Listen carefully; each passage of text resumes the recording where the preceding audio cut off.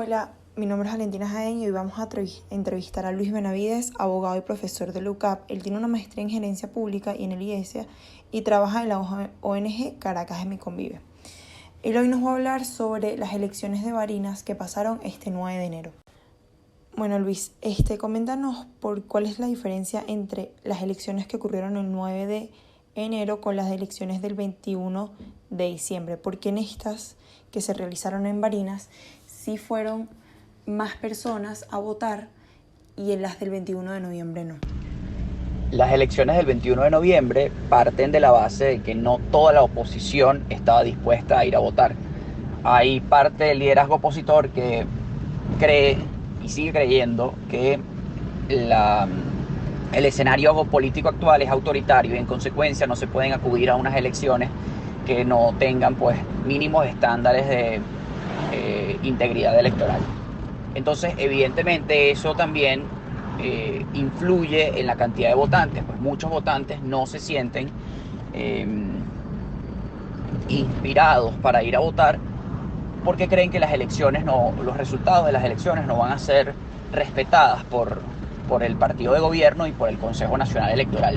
A eso hay que agregarle que históricamente las elecciones regionales y locales no tienen los índices de participación que puede tener una elección nacional, bien sea a la Asamblea Nacional o a la Presidencia de la República. Y hay que agregar un tercer elemento allí, que la participación, que en noviembre fue poco cercano al 40%, hay que agregarle que hay un alto número de venezolanos inscritos en el registro electoral que no pueden votar porque están en otro país, ¿no? Por este tema de la migración excesiva que ha habido en Venezuela en los últimos 5 años. Entonces estos tres elementos hacen que las elecciones de noviembre de 2021 no hayan sido tan concurridas. Pero si te pones a ver, las elecciones del 9 de enero subieron en 4 o 5% de votación, porque la participación fue de 45%. Y eso se explica que haya subido, aunque no fue tanta la subida, se explica porque hubo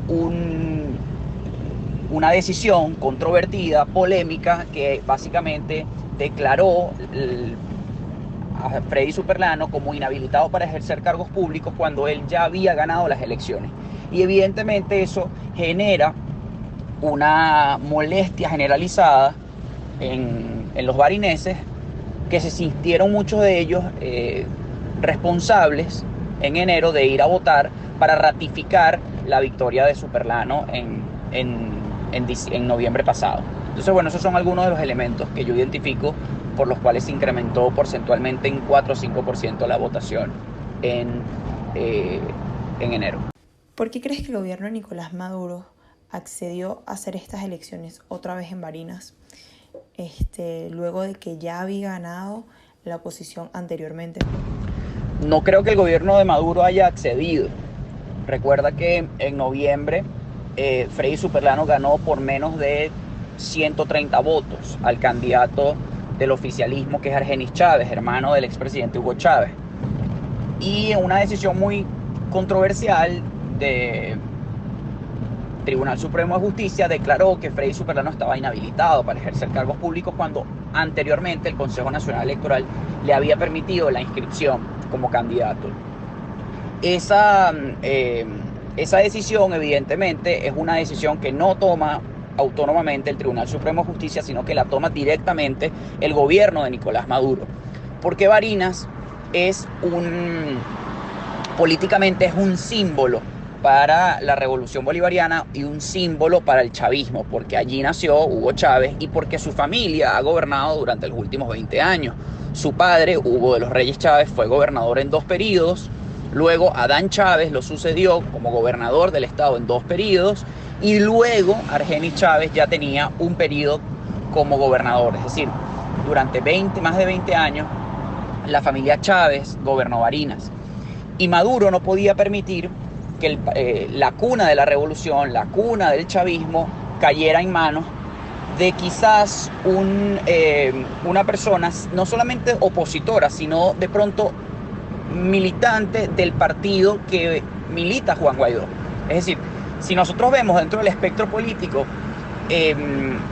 las posiciones que han tomado los partidos de la oposición, quizás Voluntad Popular se acerque más al extremismo o se acerque más a esas posiciones extremas contra el gobierno de Nicolás Maduro, y era muy peligroso para el gobierno que una persona, o muy incómoda que una persona como Superlano alcanzara la gobernación. Hay que explicar que las elecciones de enero de 2022 se hacen en un contexto de votación digamos, masiva hacia la oposición, porque más de 40.000 votos Sergio Garrido le sacó a Jorge Arreaza. Pero otra cosa importante ahí entender es que Maduro, además de que no le quedó otra opción que aceptar los resultados porque eran contundentes, lo cierto es que Garrido pertenece a las filas de Acción Democrática, un partido que, a pesar de ser de oposición, pues ha entendido que la única forma de tener gobernabilidad es conversar con el gobierno y con los actores oficialistas. Bueno, luego de que hemos visto todo lo que ha pasado en Venezuela con las elecciones en los últimos años, se podría decir desde que Nicolás Maduro está en el mandato, ¿por qué crees que el gobierno de los ciudadanos de Venezuela no ejercen su derecho al voto?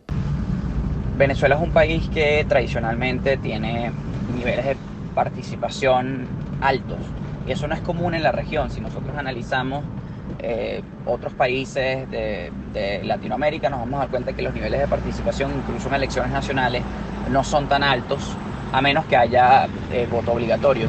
Venezuela no, el voto no es obligatorio, es voluntario, y por muchos años pues, el histórico de elecciones nacionales fue de participación mayor al 60%, y eso es muy positivo para el sistema democrático. El tema está en que desde 2015 el gobierno ha iniciado una serie de acciones autoritarias que han erosionado la confianza de la ciudadanía en el voto, y ha erosionado también la confianza de la ciudadanía en el órgano electoral. En Venezuela son comunes